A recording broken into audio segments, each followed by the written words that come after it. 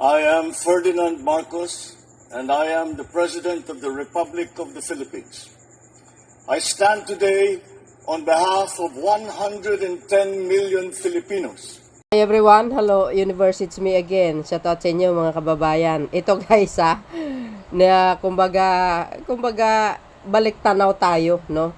Noong panahon ay siya ay naging senador pa, si Pangulong Marcos Jr. Ay napakagwapo naman ang Pangulo. Tingnan nyo naman guys. Oh. Noong naging senador that time, ang Pangulo, kung paano siya nagtanong sa mga tao na gustong panagutin, lalo na po sa mga nagsismuggle ng mga bigas that time. Biro nyo mga kababayan, nung panahon na yan pala, talagang marami pong natutunan at nalaman ang Pangulo. Kaya ngayon naman talaga sa kanyang pamumuno bilang Pangulo ng Pilipinas, talaga namang tinutugis itong mga smuggling na ito, mga kababayan. Kahit sa bigas, sa mga sibuyas, anumang klaseng produkto. Kaya nga nagkaroon tayo ng anti-smuggling act. Mayroon tayo sa panahon niya. No, na i-implement yung batas na yan, mga kababayan. Kaya nga sabi ko, si PBBM talaga, bihasang bihasa sa pamumuno. Kasi yun po ang nakikita niya nung siya'y panahon, nung sa mga panahon siya ay bilang mambabatas. Since naging congressman, gobernador, no, vice gobernador, naging senador, ang dami ang dami as in. So, ngayon, nakikita ko sa kanya talaga, ang problema ng bansa ay dekada na pala. Ngayon, unti-unti niyang inaayos, nililinis, mga kababayan. Hindi man po 100%, mga kababayan, dahil ito po ay 6 years lang ang kanyang termino. Pero ganun pa man, nagagawa niya yung kanyang tungkulin bilang Pangulo ng Pilipinas. Nakikita natin, ang daming smuggling na mga produkto na pumapasok sa bansa na nasasabat ng ating mga autoridad, especially DBOC. Di ba? Yan tingnan niyo nitong kanyang nandiyan pa nga si dating Senator Laila de Lima nakasama sa kanyang tinatanong. Ayan nakita niyo. So para kumpleto detalyado guys, panoorin niyo ang ating mahal na Pangulo nung panahon siya ay naging senador pa, no? So ito kumbaga balik tanaw ko lang paano siya naging very smooth magtanong, hindi siya balasubas magtanong, talagang very professional as in, no? Para kumpleto detalyado guys, panoorin niyo. Eto na. Mr. Ordonez is the chair of the Alianza Agricultura. Ang kanyang subject matter dito sa kanyang isinulat ay hindi lamang tungkol sa smuggling, kung hindi pati kung bakit nga natuloy-tuloy na hanggang ngayon yung mga nahuli na bigas ay ino-auction at napupunta rin dun sa mga smuggler din na nagpasok. Biro niyo yun? Maybe Mr. Ordonez, you can shed some light on this, on how this is continuing to occur, and it is being done on the basis of an order that was issued by Davao Regional Court. So maybe you can give the committee, bigyan nyo po ang committee na inyong mga observasyon tungkol na dito sa prosesong ito nangyayari, na kahit na nahuhuli ang mga smuggler, hinuhuli ang kanilang mga smuggle na bigas, ito ay nababalik din sa kanila. How does that happen, Mr. Ordonez? Thank you. Alam niyo, Senator Ejercito, it is not being auctioned to the smugglers. It is being given back to the smugglers with no one competing. And I will tell you why. That is why we have a case in the Supreme Court and Ombudsman. We filed it already. I represent Alianza Agricultura, 42 federations, organizations, covering all sectors with special attention to rice. It is because your discussion here highlights the fact that we, the farmers, are very angry. Because as you look for this person called David Tan, even as you look for that and you try to catch smugglers, the smuggled rice is going back to the smugglers. And I'll tell you how it's happening, Senator Marcos. There is an injunction from Davao, which is patently wrong. That's why we have a case with Supreme Court and Ombudsman, which said that all this talk about your smuggling is ridiculous because there is no such thing as smuggled rice. And the reason there's no smuggled rice is because there is supposed to be a WTO commitment. As of June 30, it's supposed to be ended. And therefore, there's all this talk that it is contradicting our law. Well, let me tell you this. There is no contradiction between WTO and the domestic law because we have to understand that that was approved in the resolution and that is subject to each country's laws and each country's pace of development. And only last December in Bali, Indonesia, when we went there, it was made clear that we're still negotiating. There has been no complaint that we're extending it. There has been no decision. And there is a law, therefore there is no contradiction, honorable members of the Senate, between what WTO says and what we're saying. The WTO right now is accepting by consent with no objection and no ruling that it is happening now. Given this, the judge has, in a way, very irresponsibly said there is no smuggling, let it out. We commend the Commissioner of Customs and Commissioner Bellosa. For the first time in history, we the farmers are happy because they got, in 3 months, what took more than 30 years to do. They got 2,000, and those 2,000 are going to be released. They're going to be released because after Davao made that injunction, the judge in Manila and the judge in Batangas said exactly the same, and Commissioner Civilian we like, he said, I'm sorry I have to release it because there's an injunction, I might get into trouble. When we talked to the best lawyers, the judge, now that is a motion consideration, very clear, done by OSD, which is a very good job, they can say, okay, we will not force customs to do it anymore. But the status now is that customs says they'll follow the injunction. And because they follow the injunction, it's going on. So, members of the Senate, Just to clarify that one point, Mr. Ordonez, are you saying that because of the declaration or the finding by the court that the rice that has been seized is not in fact smuggled, that they should be returned to their proper owners, who are the people who are suspected of having smuggled the rice into the country? Is that what is happening? absolutely correct. And everything will go back to the smugglers with no option. Go back to the smugglers. Because as you say, the position that the injunctions, the orders that these courts have found is that this is not smuggled rice and therefore it is not subject to seizure by the Bureau of Customs. That is correct. But if you talk to the Senate agriculture, But maybe we can ask the Commissioner Sevilla, what is the policy exactly of the Bureau of Customs in relation to this?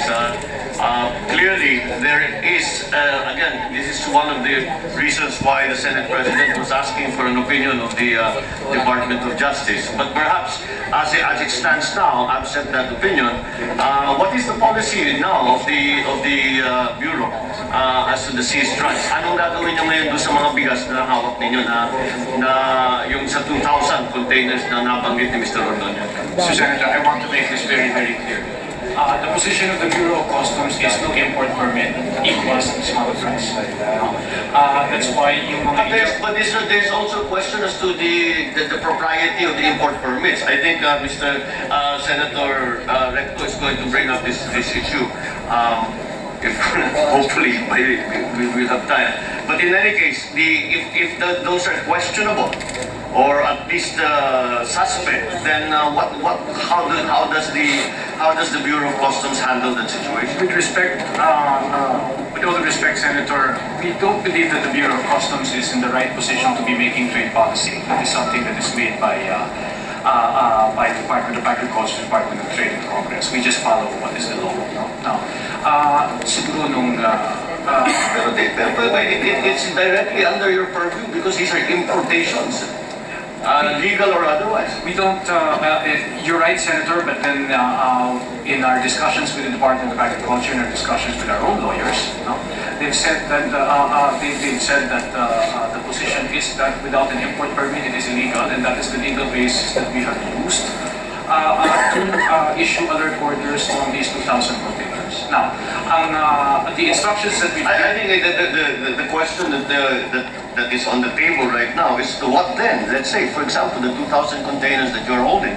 Anong gagawin nyo ngayon dyan sa bigas na yan? Ang order po namin sa mga collectors, okay, yung pong mga subject ng injunction, kami po ay sumusunod lamang sa batas, sumusunod lamang sa korte. Ang position po namin, we have no choice but to follow the law and the courts. Therefore, So, you will, those that are under injunction, ibabalik niyo dun That is sa kung correct. sino man nag-import. yung injunction... Dahil ang finding ng mga korte ay sinabi sa inyo na hindi naman inismuggle ito. At kailangan ibalik ninyo sa may-ari. Anong kaibahan nung bawal i-hold at saka ibabalik? Kung baka sinasabi nila, wala... Kasi kung hindi nyo i-hold, anong gagawin tatapos? Sinasabi po nila, hindi ha. Hindi. Kasi ang normal procedure po namin, halimbawa po kung walang injunction, no? Ang instruction po na binigay namin sa mga district collectors is kung within 30 days after dumating, hindi pa i-issue ng NNA ng import permit, issuehan na po yan ng ikatawag namin warrant of seizure and detention. So may proseso pong susundan doon, assuming na lang po na matapos na po yung proseso, then i-auction po namin yan. Let's say na ma-perfect na po namin yung ownership over the rice. Then, saka na po, required po kasi under the Tariff and Customs Code na any goods which are...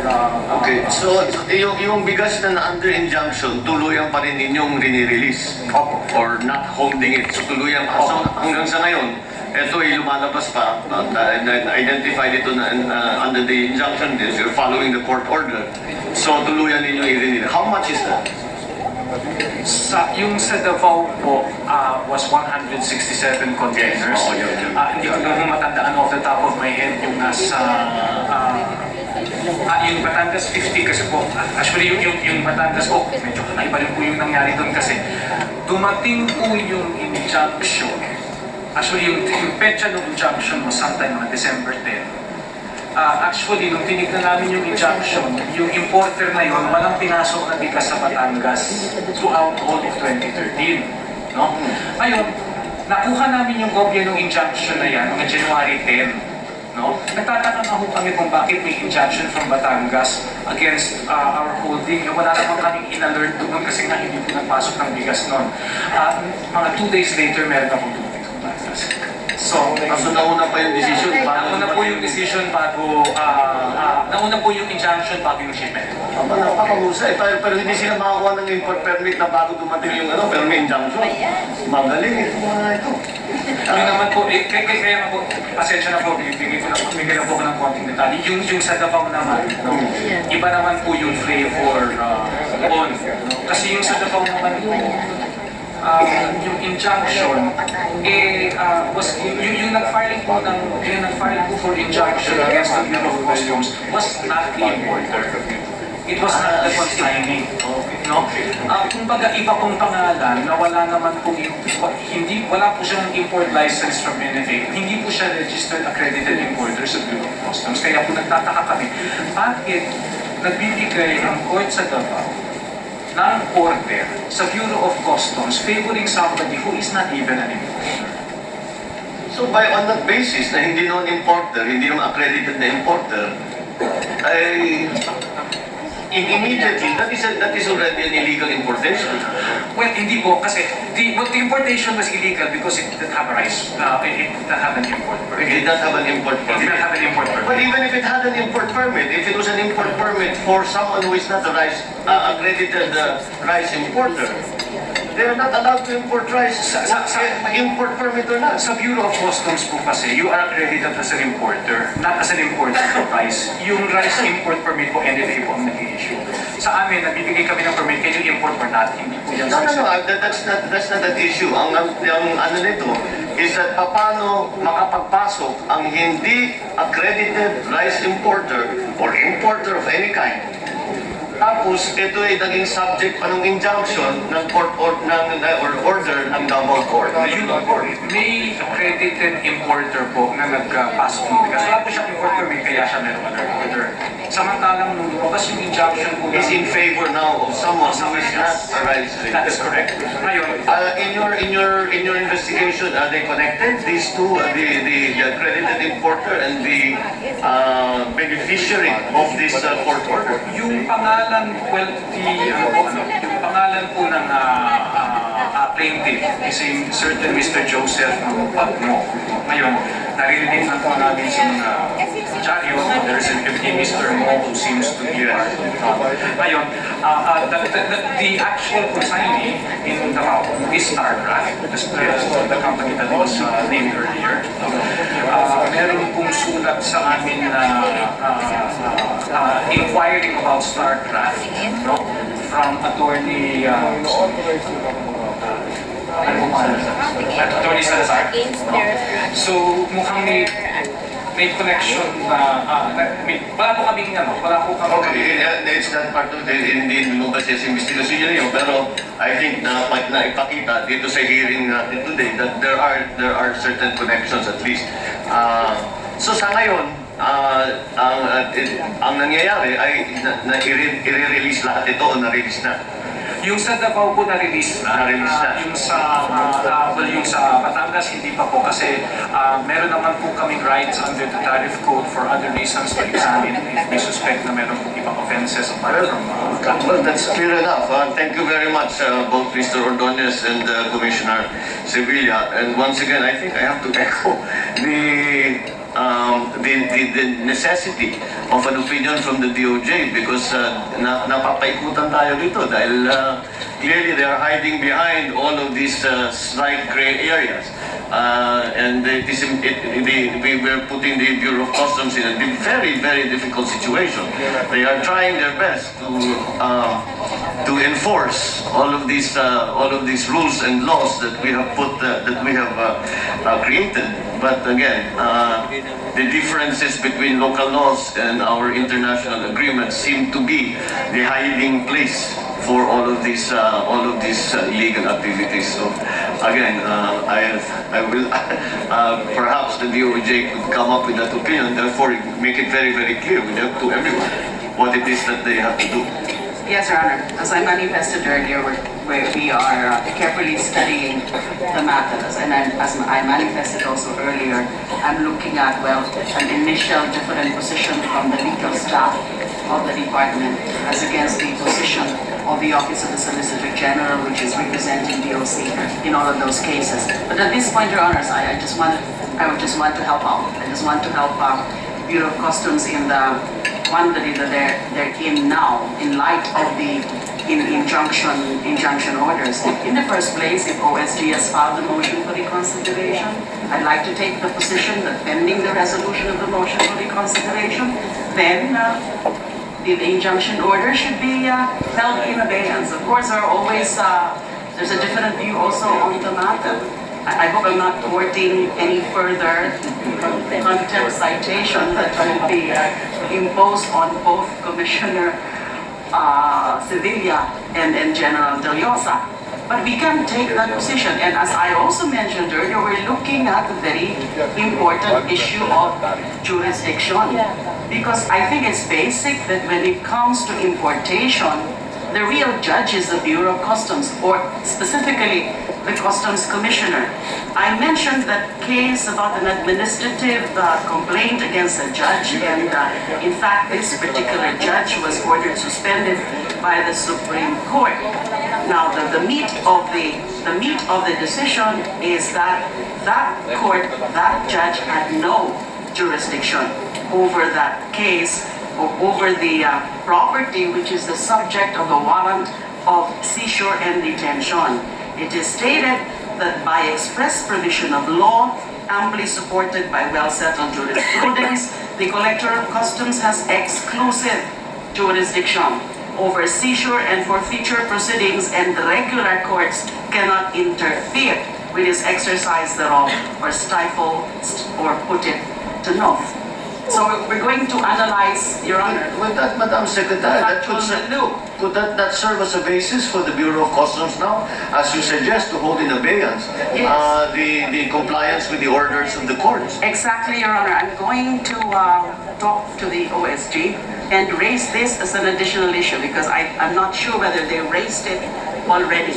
And a jurisdictional issue is a very fundamental issue, so that can be entertained as you say, the jurisprudence is very clear, yes.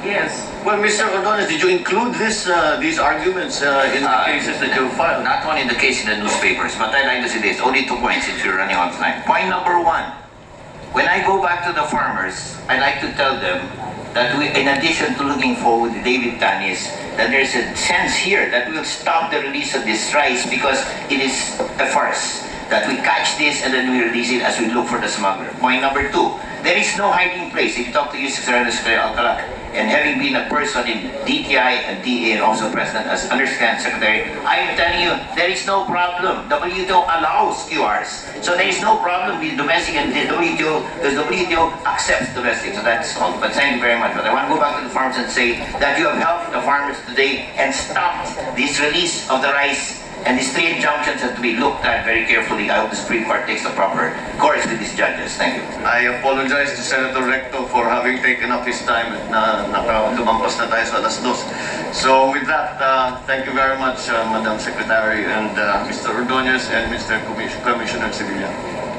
So yun guys, napanood nyo kung paano magtanong ang Pangulo. Sabi sa inyo yung experience niya, ayan po ay nadadala niya ngayon, kumbaga nagagamit niya bilang Pangulo ng Pilipinas. Ang dami niya po natuklasan that time. Kung nakikita nyo, well, as usual involve ang Davao. So ibig sabihin guys, dekada na pala yung mga ganyang klaseng mga gawain na mga smuggler na yan sa Davao pa talaga. Grabe, intindi diba? Dekada na talaga ang sakit ng mga tao na yan. Biro mo yon, nakahuli sila ng smuggler na bigas, tapos ibinabalik din. Ewan ko guys kung anong pagkakaintindi nyo. Pero isa lang po ang nakikita ko dito, talamak talaga ang illegal na smuggle that time, no? Hindi lang po sa sa panahon ni Pangulong Marcos Jr. dahil ngayon panahon ni Pangulong Marcos Jr. is yung Marcos administration talagang grabe, ang dami talagang nasabat ng mga smuggler na produkto, mga kababayan. Dekada na po talaga yan. So ibig sabihin nung mga nakaraang administrasyon hindi man lang gumalaw para ito mahinto, no? Itong mga illegal na gawain. Kung tutuusin mga kababayan, parang walang nangyari nung mga panahon na yun. Pero mas talamak pala ang mga smuggle, ang mga illegal na gawain nung panahon ni Canor. Matindi. Kaya nga lagi kong sinasabi, si Pangulong Marcos Jr., yung mga dumi ng mga nakaraan nililinis niya. Kaya nga unti-unti niyang nililinis. At nakikita po natin yan kung gaano kadami ang nahuhuli ng mga smuggler na produkto sa panahon ngayon ng Marcos administration. Not only that, yung bawal na gamot. Matindi guys. Super grabe. Limpak-limpak na salapi. Bilyon-bilyon mga bes. Ang halaga nung illegal na busya. Alam nyo naman, ibig kong sabihin na kung anong busya. Baliktarin nyo na lang. Shabu yun. Tingnan nyo naman kung gaano kadami ang nasabat ng mga autoridad natin sa iba't ibang lugar. Ito na naman mga kababayan ay palutang-lutang galing sa West Philippine Sea. Alam na this. Di ba? So ibig sabihin, panahon pa ng mga past admin, talamak talaga ang mga illegal na gawain. Hindi man lang talaga na na susugpo mga bes. Ngayon lang sa panahon ni Pangulong Marcos Jr., gabulto ng mga busya ang nasasabat ng mga autoridad natin.